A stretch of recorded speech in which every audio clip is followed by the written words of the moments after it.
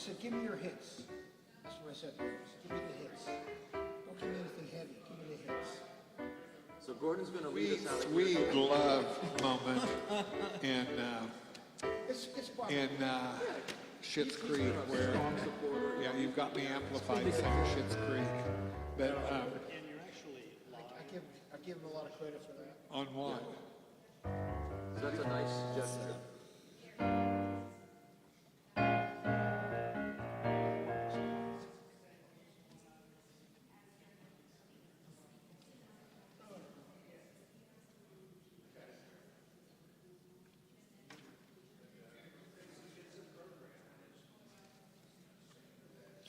We can be one.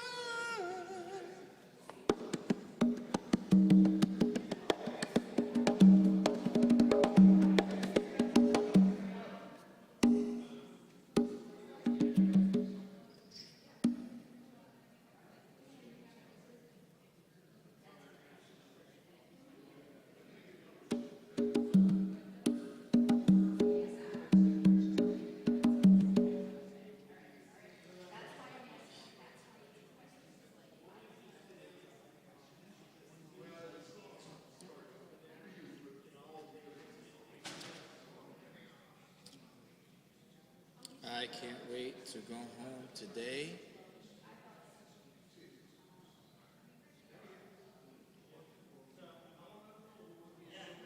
and sleep. Thank you. Jimmy. Reverend Diane made a practice of time to those who especially that universally are loved and appreciated by us, and we are honored to be yours. We can be one.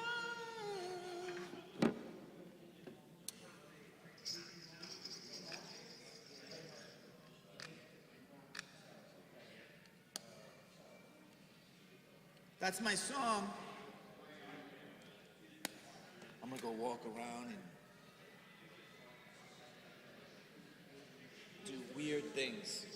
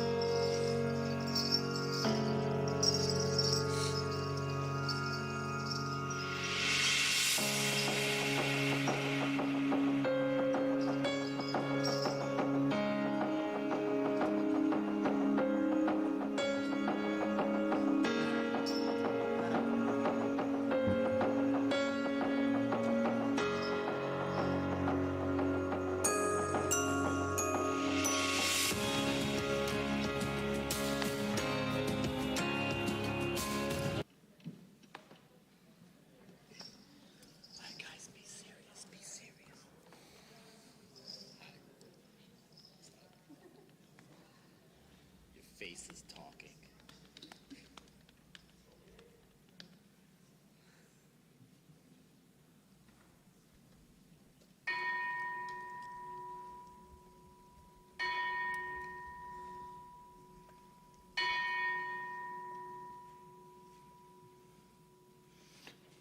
Good morning. Good morning.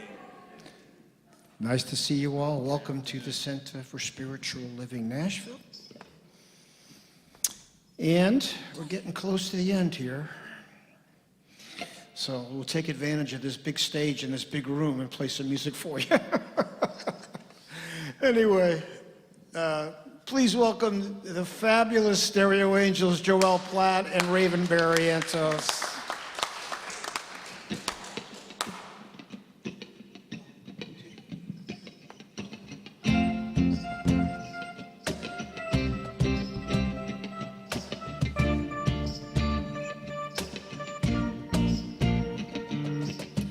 We don't feel ready, we don't feel steady. Question what we believe.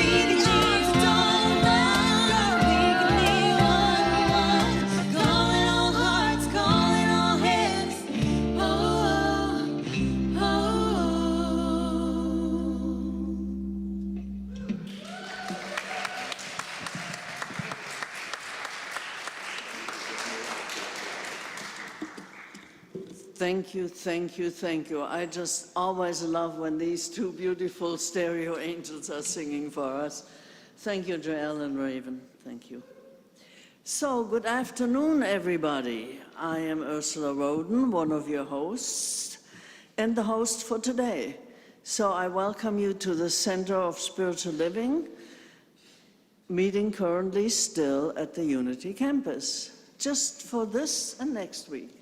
And after that, we are moving on to our own space. Isn't that glorious? Yeah.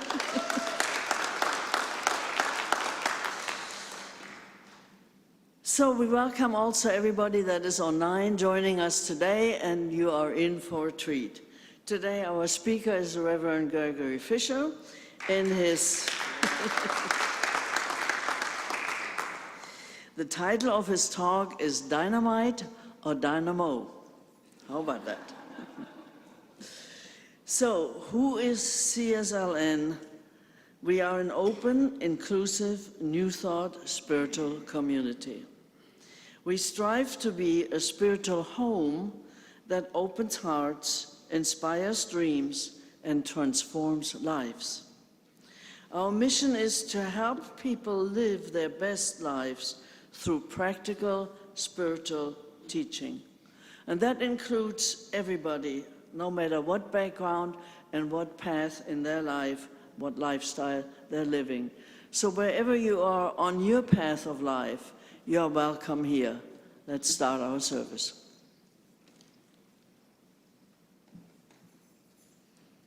Hello, CSLN. I'm Tanya Miller-Heyer. I'm a practitioner here, and I'm also a ministerial student with the CSL in Denver at Mile High. Today's reading is from Thich Nhat Hanh.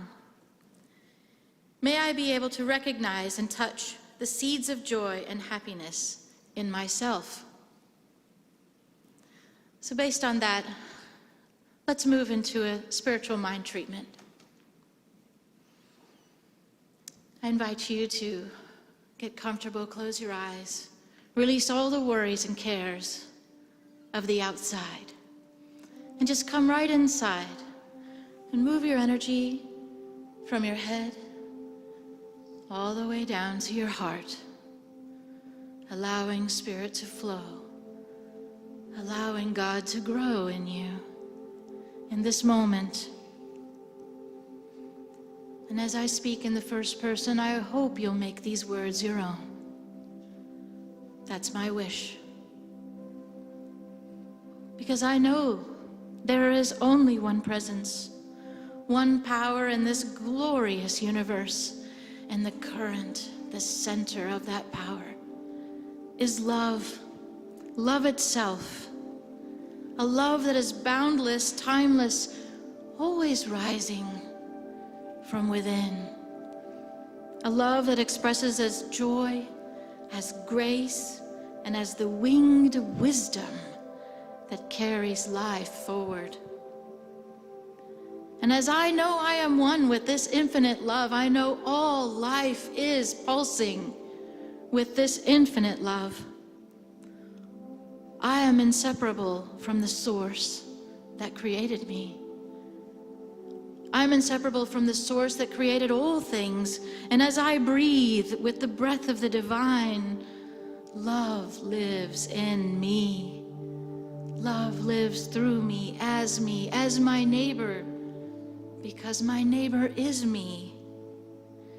And I now affirm that as I rise on the wings of love, I am lifted above fear, and I meet life from a place of peace and clarity. I nurture the seeds of joy and compassion within myself and others. I open to new beginnings because I am empowered by trust in life's love unfolding. I choose to be present. I choose to connect. I choose to love. And with all the gratitude that can ooze from this love, I rest in this knowing. I say thank you, God. Thank you, Spirit, for your steady flight through all seasons of life and love. Thank you for guiding me home to my heart again and again. And I release this word in the perfect working of the perfect law, knowing it is already so. And together we say, and so it is.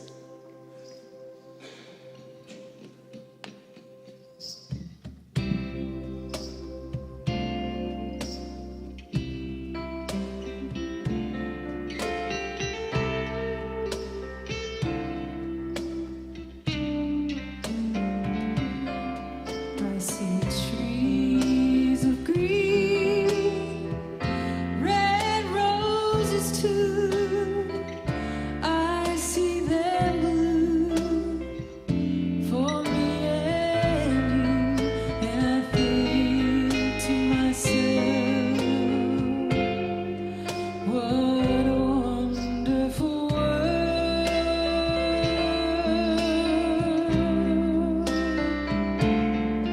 I see skies of blue and clouds of white, the bright blessed day, the dark sacred night, and I think to myself,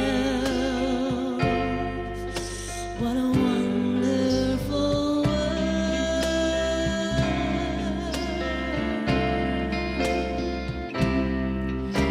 The colors of the rainbow, so pretty in the sky, are also on the faces of people going by. I see friends shaking hands, saying, how do you do? They're really saying, I love you.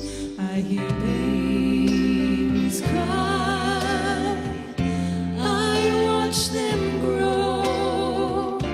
They'll learn much more than I'll ever know. And I think to myself,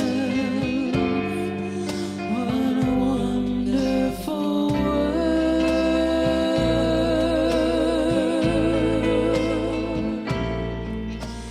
I think to myself, what a wonderful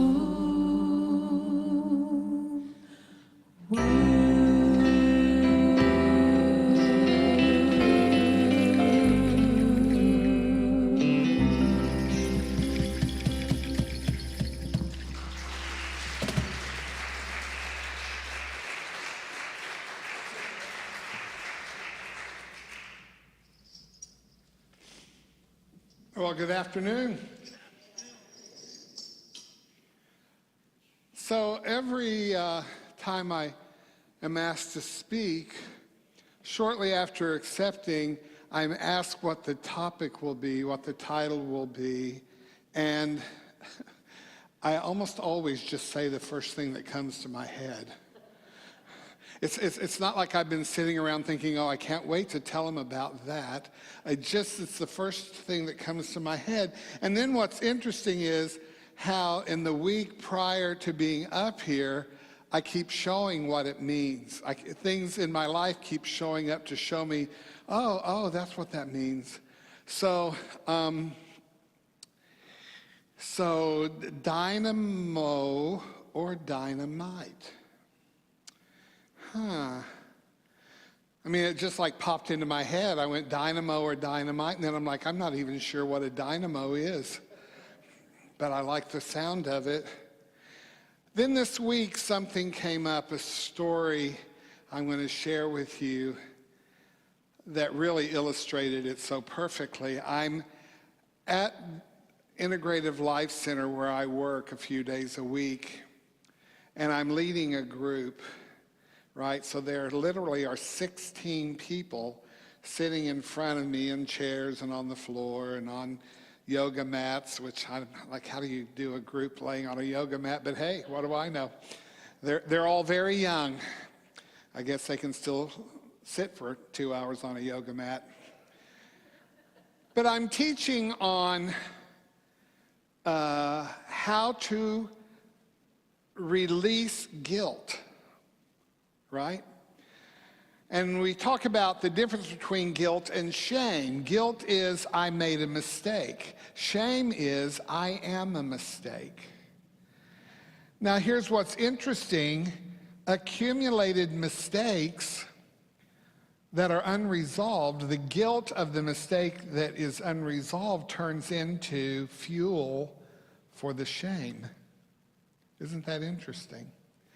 You know, it's like I keep making mistakes and I keep not resolving my sense of guilt about it. And the next thing I know, I really have added a lot of fire to this flame of I am a mistake. So I'm teaching this group that I've taught, I want to say 100 times. That's no doubt an exaggeration, but a bunch. And I talk about that the first stage of letting go of guilt is to be aware that I might have made a mistake. Awareness. You know, no change happens if we don't first find awareness that I need change. It's fascinating, right? So I have awareness. I always say the next step is pause. Pause. By the way, this one's free. This isn't part of the talk, but maybe it is. We all need to pause in our lives a whole lot more. We get stimulated, we get activated by something, and we jump into reaction. You know what? Almost always it would be a good idea to pause. Now, pause looks a lot like this.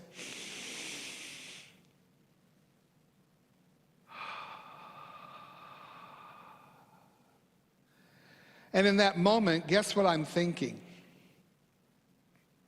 Nothing. Nothing. Just pause.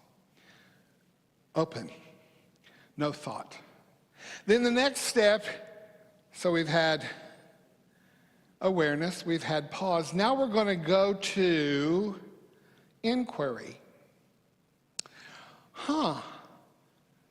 Is it true that I made a mistake? See, because someone might have said, you made a mistake. You hurt me, that hurt me. And I could go, oh, well, I'm going to have to come up with a way to make that right.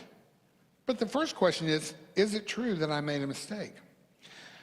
Then the question might be, what do I want to do with that? I wonder why that happened. I wonder how I got there. You know, we might want to do some inquiry around this thing that I'm now calling a mistake.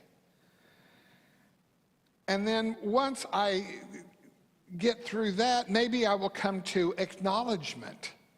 Yep, I did. Oops, made a mistake. Now I have to go to the intervention. What am I going to do to intervene in this? All right, it starts with apology. Pretty easy. I apologize. Oh, I'm so sorry, I apologize. Now here's the next step that's interesting because most of us don't ever go there anymore. I don't know. I think there was a time maybe when it was more of a response, but then we ask for forgiveness. See, implicit in an apology is not the request of forgiveness. Will you forgive me?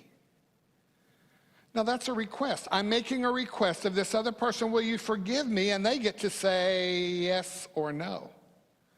I have no control over whether they will or won't forgive me. But this, see, ultimately, this is about me clearing this guilt that I might be carrying because I made a mistake. I might have hurt someone. So will you forgive me? They get to say yes or no. I have to let go of it whether they say yes or no. It's not my job. Then we might go to, is there something I can do to make this right? We call that an amends. Is there a reasonable amend that I could make that would make this right? Right? And then by the way, they get to say yes or no. And they even get to tell you what the amendment might be because you asked them. Is there something I could do to make this right? They may say something completely unreasonable. Then you get to say, that's kind of unreasonable. Is there something, that's simply, if they say, yes, you can pay me $1 million, you can go, whew, that's, I don't know. Thinking that's going to not be possible. So we get to decide if, but you see how this is a process, and this is in relationship. By the way, you need to start out this whole process being regulated. We're going to talk a lot more about regulation here in just a minute. Then, after all that process, however it goes, the end result of I made a mistake and I'm feeling guilty and I want to do this process because now I want to let it go. I'm going to let this go. I made a mistake. I'm not perfect, turns out. The fourth agreement, which says always do your best, and your best will look different almost every time, every day, all day long. Your best changes. And we must forgive ourselves and move on to the next opportunity to do our best. We don't hold on to it. So the whole point of this thing is to let it go. Okay, I tell you this whole story because you just got a 2-hour group that I do in about what? I'm hoping 3 to 5 minutes. Yeah, take notes on that and move on. I'm teaching this, and all of a sudden, one of the young women sitting on the floor on a mat says, I don't agree. Oh. She said, yeah, I think that asking for forgiveness is stupid. Because now you're putting your worth or your ability to let go of it on somebody else. You're giving them all the power to tell you whether you can let it go or not. Oh. And I said, of course, in my best trying to be regulated way, are you sure that's true? What if the job here is to let them be them? Everything inside them is them. Everything inside me is me. I am sincere when I'm asking to be forgiven. They get to decide to or not. She said, you're wrong.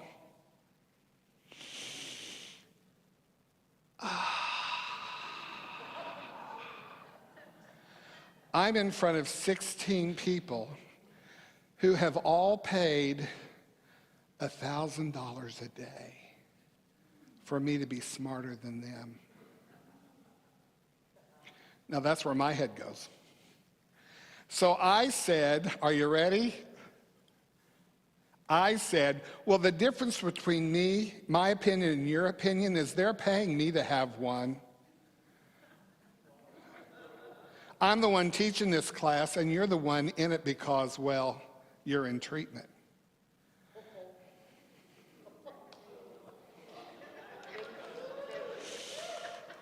Not my proudest moment. No, I'm serious, I could cry. You know me, I might. Oh, here it comes. Oh, how I wish I had taken a good deep breath before I went there and said, why would I hold this person accountable in this moment for the very reason they're here? Why would I feel the need, for the sake of my ego, to point out how she's wrong in front of a group of her peers? Not my proudest moment.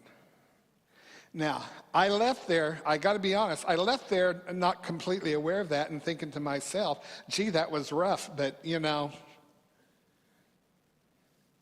and I couldn't let it go. I kept thinking about it. And I called my friend and mentor, Carmen Dominguez, who you all know, I've talked about her a lot, and I said, let me tell you what just happened. And she said, oh, that's a part of you. We're going to talk about parts here in a minute. That's a part of you. I see that ever so often. It's your ego. You just got punched. Your ego just got punched in the face and you said, watch this. She said, you literally sometimes go to mean. There's a part of you that it's mean because you will not be put down in front of other people, for sure. She said, so the interesting thing then is to just notice. She said, now, if you're asking for advice on what maybe you could have done differently, would have been to ask her, take a deep breath, my dear. What part of you, that we're talking parts work, what part of you needs to believe what you're saying? What part of you needs to believe that letting somebody else say yes or no to forgiveness will somehow hurt you? That's the way people learn. That's the way people learn is you say, curious. Let's get curious about that. It's something we might all want to do all day long. When we resist something, usually it's because, there's some work that needs to be done there. Get curious about that. Get creative. We're going to talk about this too. So anyway, here's my point. Here's how this all illustrates. I might have wanted to be a dynamo instead of dynamite in that moment. You get the difference? What is a dynamo? It turns out, I look up the definition of dynamo. It is very focused, very intentional energy, very specific. It has a very specific job, and it does it by laser focus. This machine is doing all this stuff, and it's putting out this energy that goes directly. It's direct current, DC. Dynamo. Powerful, energetic, moving things, getting things done. What's dynamite? It's all over everywhere. You light that fuse and go, boy, I hope this does what I needed it to do, but the truth is it's kind of going to do whatever it wants to do. I want to live my life learning to be a dynamo, and a whole lot less of this dynamite stuff that I know I sometimes bring into a situation.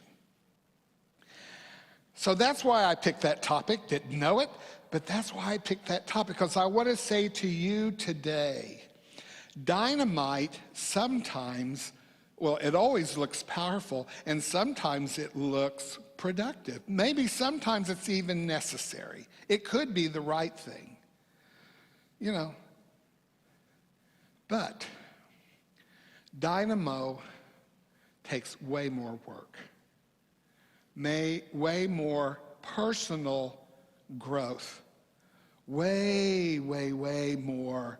What would it look like to pull all that energy in right here? But we all got parts. Now, this idea in the mental health world these days of internal family systems, I've talked about it here before, but it's an important concept. I would urge you, there's a book called No Bad Parts by Richard Schwartz. It's an easy read. The concept is pretty heady mental health stuff, and people go to school, and the truth is you can't even get into the classes right now to get certified because so many therapists are wanting certified and trained in it. You can't even get in. They literally, everyone that wants to learn this submits an application for the classes, and they do a lottery. And that's how important it is in this field that we're doing. But here's what IFS says. It says that all of us are not one personality. We're many personalities, and they show up in response to trauma, which I now prefer to say adverse life experiences, right? Because the word trauma is so overused, I can barely stand it. I'm like, if I never hear that word again, I'll be fine. It could also be, I like this one too, any encounter in relationship that is less than nurturing. Oh, now that's pretty wide open and true. As kids, all growing up, anything adverse in another relationship is telling us something, and we're creating some story. And we're going to have to deal with that story. But IFS says these parts are created in response to trauma, adverse experiences, less than nurturing relationships. And they look like a lot of things. Most of us have a part that is called the inner critic. That's the one that's all day long telling you things about you that are pretty critical.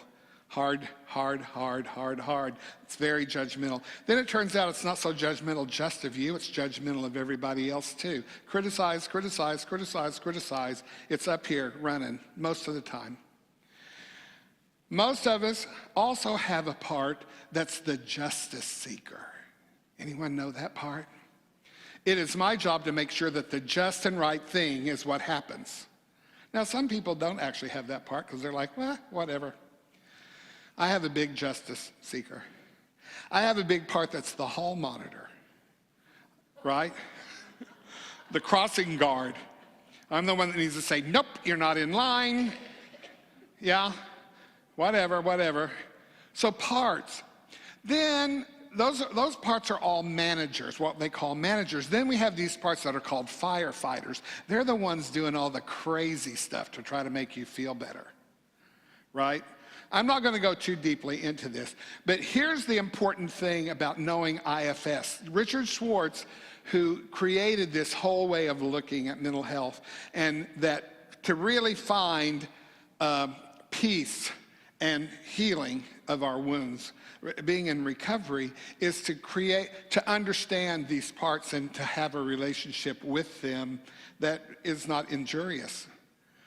You know, we spend a lot of time when we're working with clients saying, could you ask that part to be less extreme? You know, could you ask that part to not be in the driver's seat of this bus full of parts?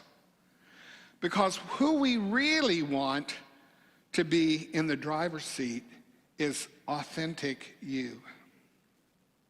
Authentic you. The you that you were before all those parts came online. The you that was untouched by trauma, the you that was untouched by adverse experiences, the you that was untouched by these less than nurturing relationships. That's the one. Now, he doesn't say this in his books, although I know for a fact because my colleague Carmen Dominguez actually knows Richard Schwartz. When Richard Schwartz started coming up with this idea, he was an agnostic at best. The more he's gotten into it and the more he's explored self-energy, which we're getting ready to talk about, which is what he calls in this environment of, scholastic environment, he calls it self-energy. What it really is your authentic self, and I'm going to go so far as to say it's your sacred self. It's the part of us that is it, but not all of it. It's the part of us that is connected always with the Creator, with Spirit, with the universe, with God. I call it because I like it better. But it's the part of us that is it, but not all of it. It's the authentic me, the real me. He also calls it the observer self, which I think is interesting because when you talk about looking at all these parts, it's like, who's the one doing the looking? Who's the one observing? Who's the one watching? Oh, that's me, really me. So, Dale, if you'll give me my slide, here it comes. Oh, is that big enough for us to see? Maybe. It's kind of hard to see. Can I tell you it's on my website? This very slide is on my website. So gregoryfisher.life, go out there and look at it if you want. But I have it right here. See, the 8 C's, he talks about the 8 C's of self-energy. I'm going to say for us, because we think of it this way, the 8 C's of my authentic self. When I know I'm in tune with and in touch with my authentic thing, the part of me that is God-like, because it is God, right? Here's what they are. Are you ready to hear this? Compassion. See, in that moment with that young woman, what if I had gone to compassion?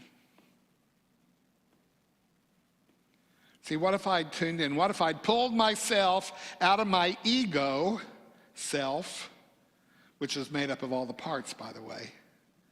What if I'd pulled myself out of that? Taken a moment, centered, took a deep breath, paused, got centered, and went, oh, compassion. She has a really strong opinion, and I'm pretty sure it's probably based on some wound that she's carrying.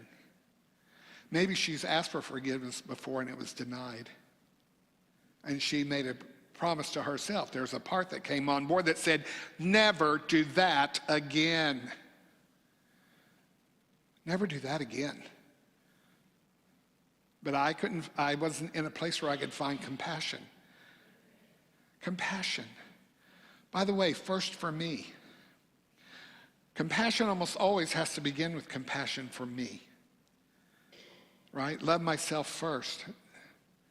Compassion for me. The second one is curiosity. Wonder what's going on. The next, courage. Courage. The courage to be willing to be wrong. You know, the problem with the ego self, the part with all these parts, is what are they motivated by?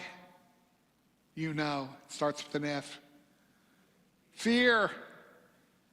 The ego self is always motivated by fear. It's the part of us that's saying, what if I'm wrong? That would be embarrassing. What if I'm not right? What if I don't win? It's terrified. So it just keeps doing all this crazy stuff so that it doesn't have to feel that. So courage, clarity. See, when I'm in that place, I can be clear. I can be clear about what's the right thing now. What's the next step, the right next step. I can be clear. And it turns out then I can be clear with other people. Clear is kind. Being clear is kind. Creative. See, maybe if I'd been able to get in that place, I would have been able to say, let's have a creative approach to what is going on here between you, because we have a difference of opinion. And what if I don't have to be right? See, what if I can say, I've taught this thing 100 times, but I could be wrong. Help me. Let's get creative. Or how could we find a place where we're both right? See, everything's not absolute. Connection. Whoo! See, in that moment, what if I'd found connection with this person? First of all, let me just be clear. They're paying me not to be right. They're paying me to connect. Oh, what if I thought of it that way? Because I'm going to tell you something. Healing happens in community. It does. Community requires connection. Connection requires both people to say, I could be wrong. Confidence. Now, isn't that interesting? Because another part of this is confidence, not ego. Confidence, not arrogance. Confidence is the ability to say, I'm pretty sure I can find the truth. Because I have a connection to something that knows the truth, that is the truth. What if the one mind that is my mind actually does know the truth if I could just get to that place? And I could find some confidence in that. Finally, calm, which I was not. Yeah, that's what the pause is for. I saw you say that, Meredith. That's what the pause is for. Woo, calm down. Calm down, calm down, calm down. What's all that reaction? What's all that reaction? Hey, I'd rather respond than react. A response takes those 8 things to be able to respond. Now, I'm going to say all of that is dynamo rather than dynamite.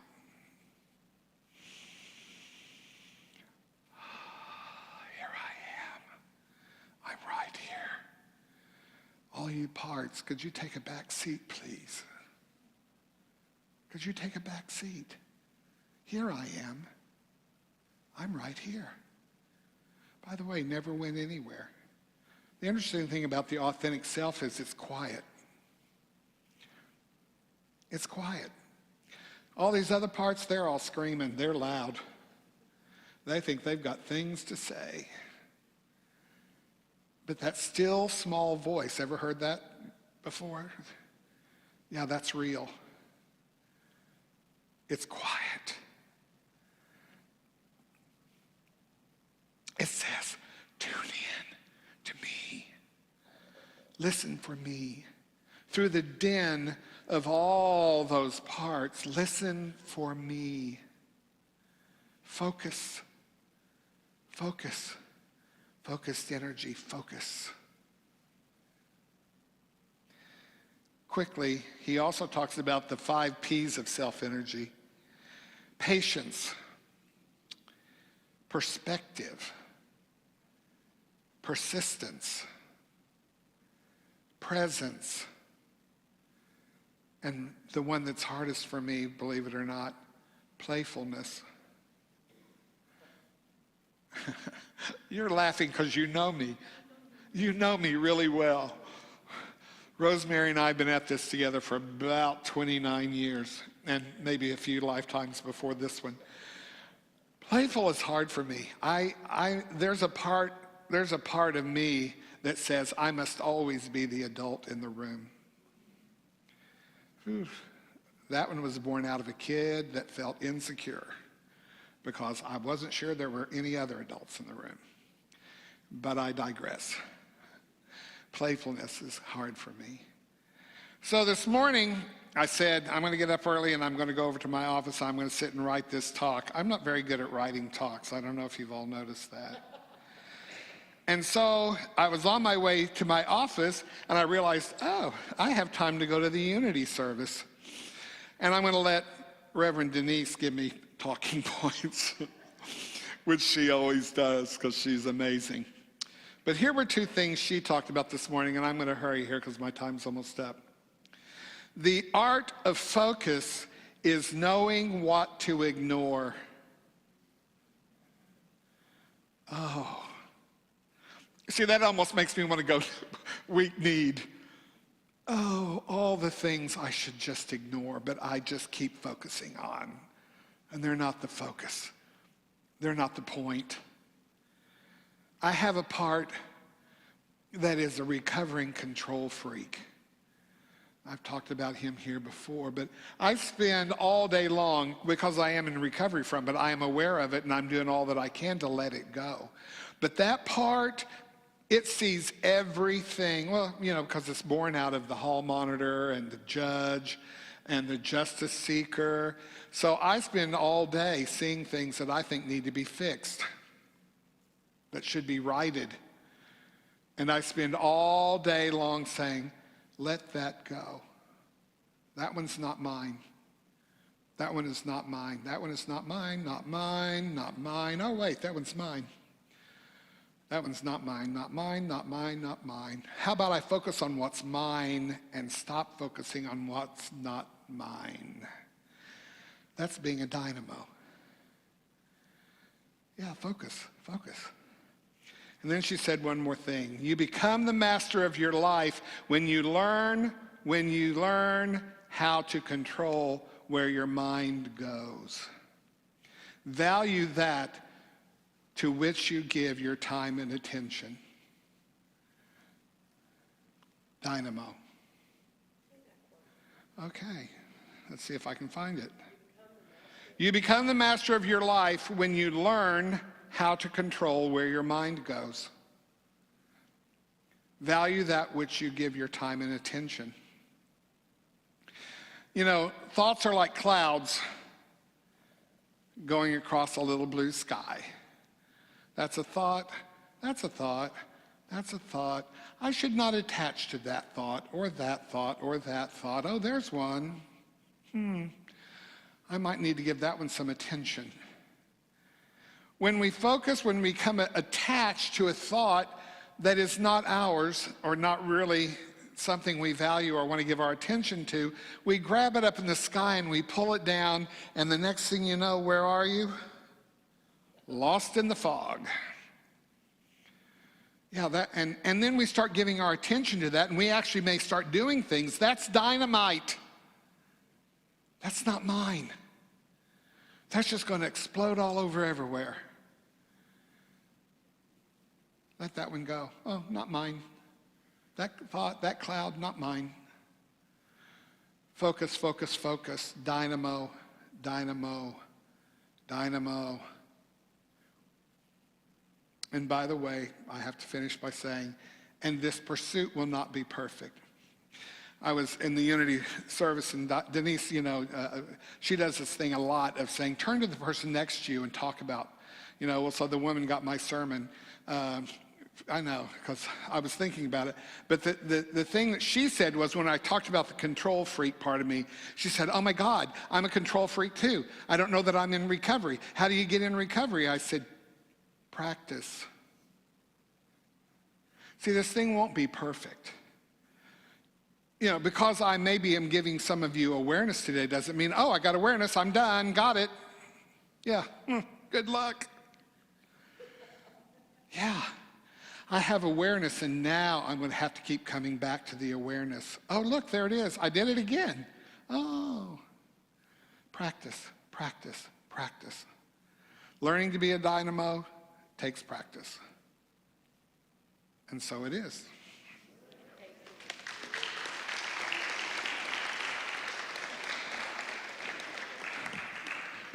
Thank you.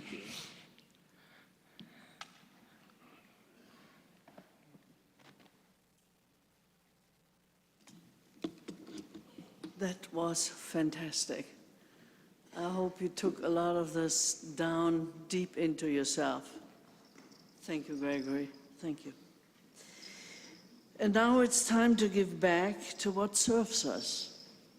So I invite you to participate in the principle and power of giving and receiving. If something has touched you today, there are many ways that you can share the love with us, and we are grateful for your offering. And then feel the abundance flow through your own life and the life of this community. I would like to ask the ushers to come forward now. Thank you to Jacqueline Carrillo and Gary Hoffman. In addition to the baskets being passed, we also have a few other ways we can accept your gift. You can use a credit card in the bookstore or by giving online to our website. And for the online viewers, please use the link showing below. Now let's say together, divine love as me blesses and multiplies all that I have, all that I give, and all that I receive. And so it is. Thank you for your loving gifts.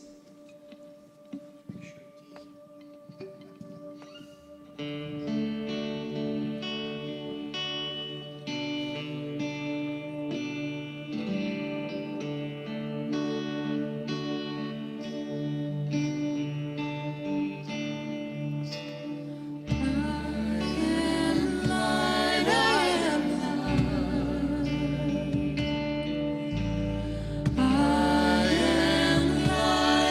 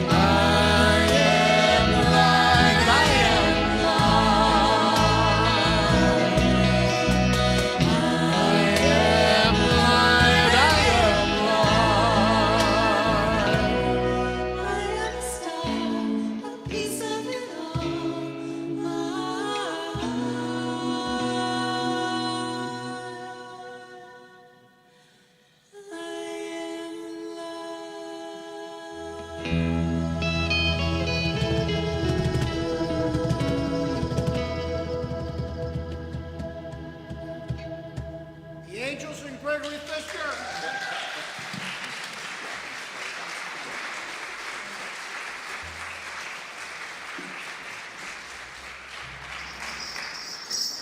Yes, we are all light and love, and especially these beautiful singers, Joelle and Raven, with all these wonderful musicians. Thank you. And thank you, Gregory. Thank you. You always have so much deep stuff to say for us to take home. Thank you. Thank you. Now we have just a few short announcements, so listen carefully. If you are here for our packing party after the service, please meet with Lucia over to the left side of the sanctuary for a quick meeting to talk what we are doing. We suggest you get a snack in the fellowship hall before we start. We'll order pizzas as soon as we see how many people we have. The movers are scheduled this Friday, August 15th. So everything we want to bring needs to be in a box or a bin. Next Sunday, August 17th, is our last Sunday here at Unity, and we will have a community dialogue in the fellowship hall following our service. We are very grateful that we could be here. It has been a good time. Thank you, Unity.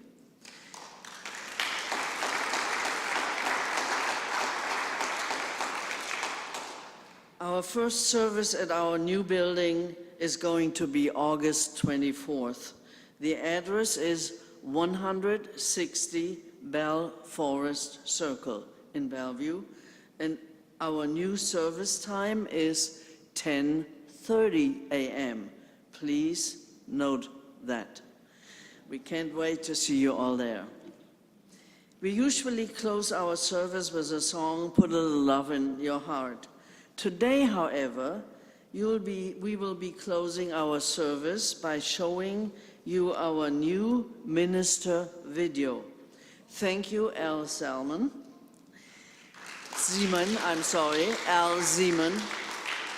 for putting this together for us to provide our opening, to promote our opening by our new spiritual leader in the CSL portal, our website and social media. So for any other announcement and news, please check our newsletter and the website. Before we close our service, we would like to welcome our visitors. So if you're new here, we would like for you to just wave, don't need to stand, but just wave so we can spot you and talk to you. Thank you. Thank you. And you're invited to be with us in the fellowship hall for light refreshments. As everybody else is invited, we thank Stevie Saylor for being our hospitality volunteer. So if you're watching online, please subscribe and give us a thumbs up. I would like to ask our practitioners to stand or to come up here, please. And if there's anything that you're dealing with, please see one of our practitioners and let them pray with you. Pardon?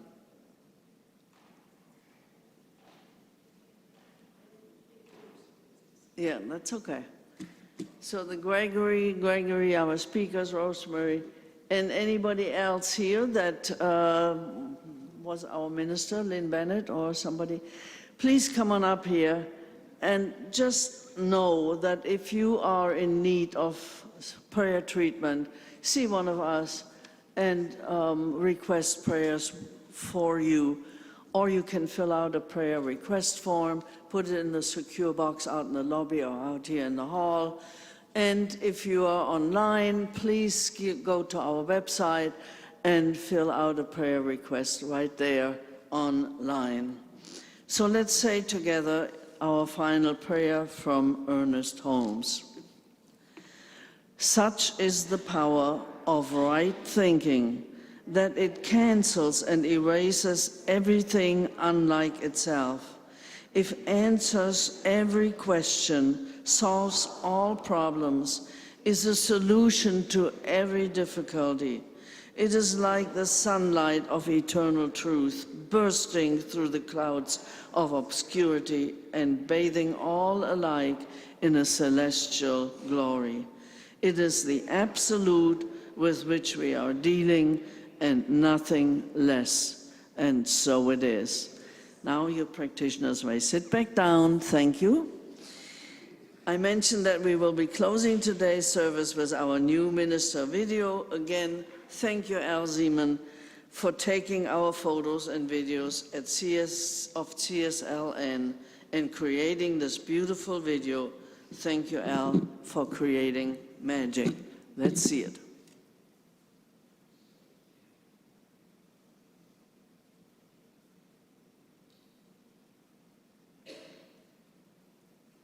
Welcome to Nashville, Tennessee, our vibrant city alive with creativity and purpose. Here in the heart of Music City, we are building something sacred.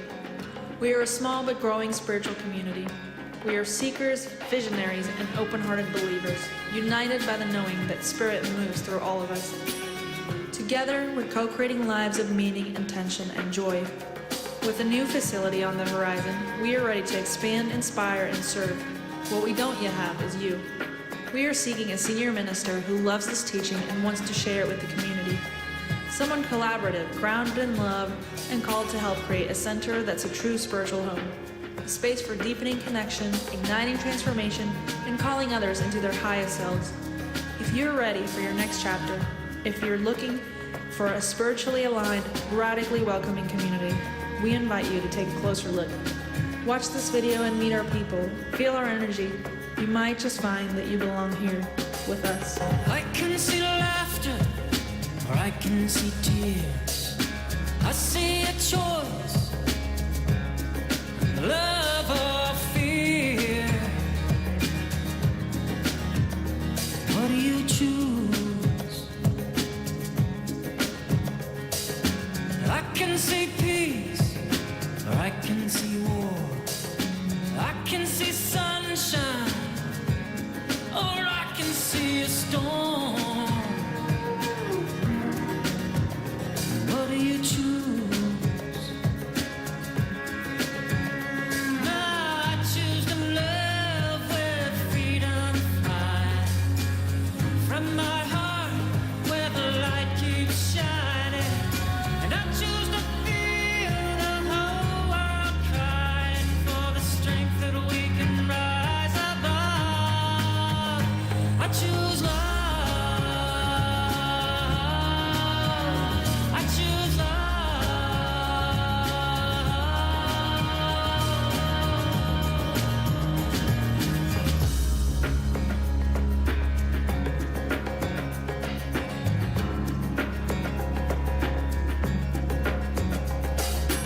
I can see sharing, or I can see greed. I can see caring, or poverty. What do you choose? I can see gardens, or I can see bonds. I can see life or death coming on strong.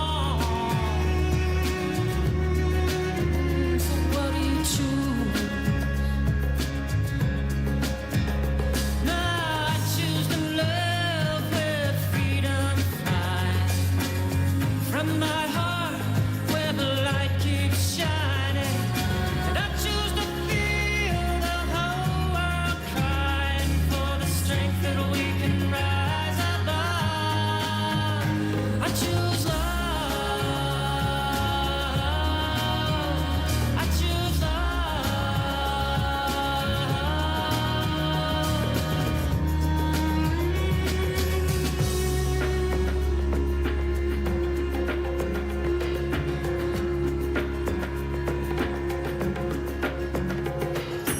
I see us healing, darkness die.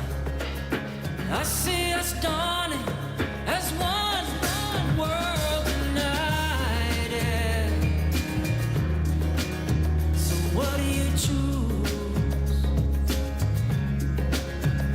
Love or fear?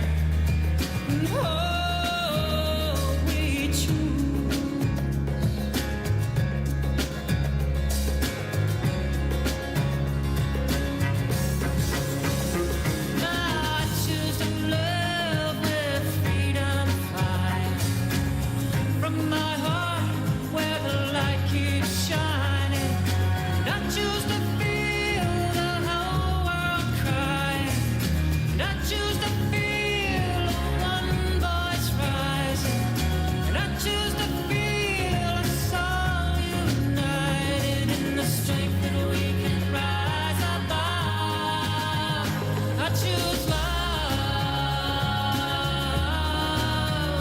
I choose love. I choose love.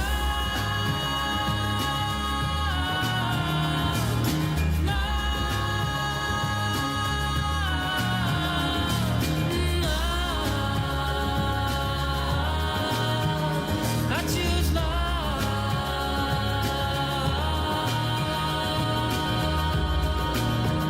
I choose love. Woo! I choose love.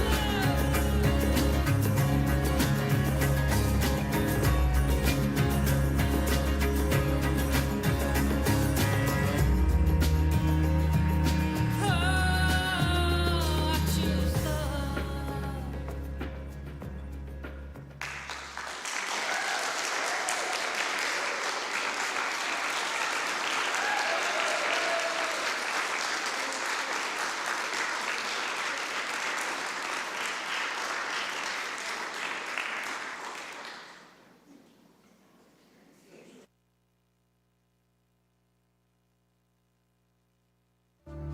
This program is a service of the Center for Spiritual Living Nashville. May your life be filled with joy and prosperity in every way. Learn more about our programs or contact one of our practitioners at our website, cslnashville.org.